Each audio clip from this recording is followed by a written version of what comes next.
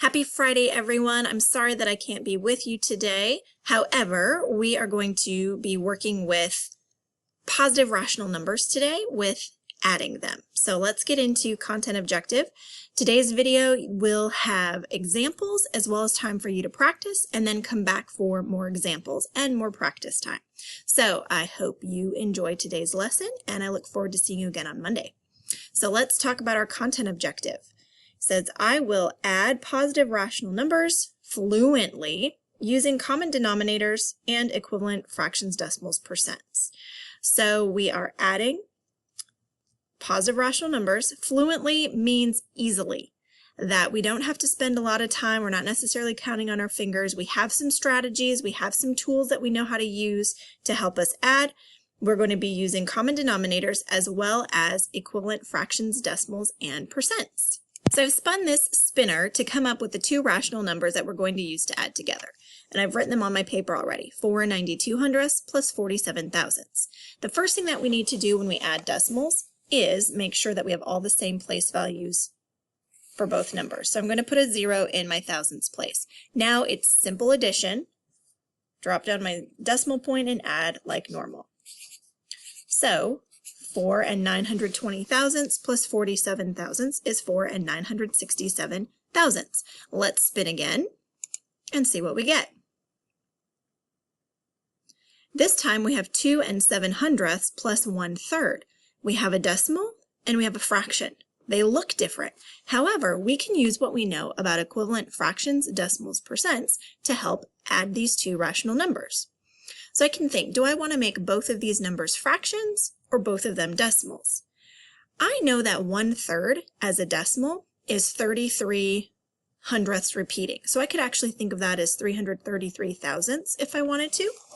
So let's go ahead and write both of these as decimals.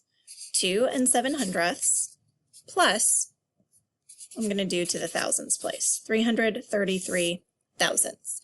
Again, I want to make sure I have the same number of place values for both numbers, so I'm going to put a 0 in my thousandths place, and I'll put a 0 in my ones place for my second number. Now just add like normal. Don't forget your decimal point.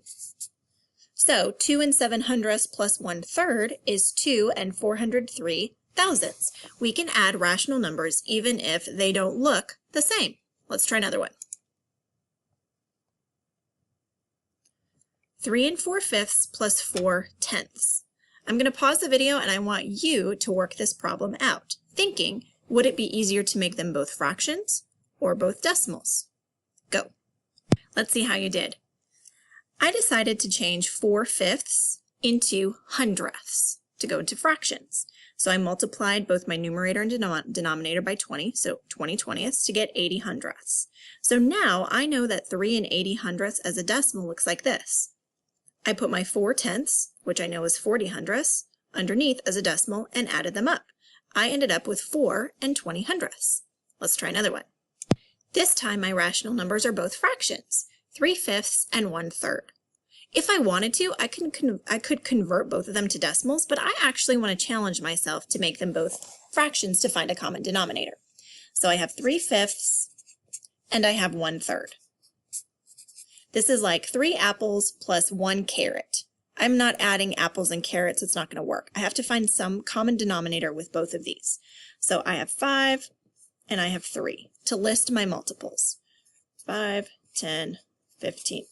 15 I think is a multiple of 3. Let me check. 3, 6, 9, 12, 15. Bingo. That's what we're going to use. So we want to make our common denominator 15. So 3/5 equals how many 15ths? Well, I'm going to multiply by 1 whole, and I have to figure out what that 1 whole is. Well, 5 times 3 is 15, so I have to do the same thing to the numerator. 3 times 3. So I just multiplied by 3/3. 3 times 3 is 9. So I've got 9 15ths. Now I have to do the same thing for 1/3. 1/3 is how many 15ths? 3 times 5 is 15. So do the same thing to your numerator, times 5. So I really multiplied by 5/5, which is 1 whole. 1 times 5 is 5. So my rewritten or renamed fractions will be 9/15 plus 5/15. So now I have 9 puppies plus 5 puppies. I'm talking about the same thing. So 9 plus 5 is 14, so I have 14/15. I'm going to look at 14/15 and see if I can simplify this. When you simplify a fraction, that means you're going to be dividing by one whole instead of multiplying by one whole. 14 and 15, because they're only one number apart, this is already in simplest form. This works for any fraction that is just one number apart. So for example, 2/3, already in simplest form. 3/4, already in simplest form. 11/12, already in simplest form because they're right next to each other. So 14/5 is in simplest form. Now I want you to try one. 3/5 plus 1/4. I want you to challenge yourself and keep them as fractions to add them. Let's see how you did. 3/5 and 1/4. To find the common denominator, list your multiples of 4 and 5. Common denominator is 20th. So 3/5, if I multiply that by 4/4, I end up with 12/20. 1/4, if I take it times 5/5, I get 5/20. 12/20 plus 5/20 is 17/20. 17 is a prime number. I could simplify this fraction if my denominator was a multiple of 17. It's not, therefore 17/20 is in simplest form. Let's try another one. Okay, go ahead and set up and solve 2 7/100 plus 9/10. Check it. How'd you do? 9/10 is 90/100. Let's try another one. 13 8/10 plus 3/4. Ooh, one is a fraction, one is a decimal. Decide which do you want to try, both as fractions, both as decimals. Go ahead and try it out. If you remember that 3/4 is 75/100, makes it super simple to add these rational numbers. 13 80/100 plus 75/100 equals 14 55/100. Let's try another one. 1 56/100 plus 2/5. Go. Let's see how you did. This was a problem you could have easily done with decimals or with fractions. Let me show you both ways. 1 56/100 as a fraction plus 2/5, which is 80/100, which we saw earlier. I can then add them together and I get 1 136/100. I can make one whole with 36/100 left over. So I'll add my 1 plus 36/100 and get 2 36/100. Now I need to simplify this though if I'm thinking fractions. I can divide by 4 with both of these. So I'm going to still get 2 whole. But now if I divide 36 by 4 and divide 100 by 4, 36 divided by 4 is 9. 100 divided by 4 is 25. So I'm going to get 9 25/100 in simplest form. If I decide to make these decimals, 1 56/100 already decimal. 8/10 is 2/5 or 80/100. Now I can add them like decimals. 1 56/100 plus 80/100 is 2 36/100. I get the same thing. With the fraction, you just need to make sure that you simplify. Let's try another one. 3 4/5 plus 9/10. Go.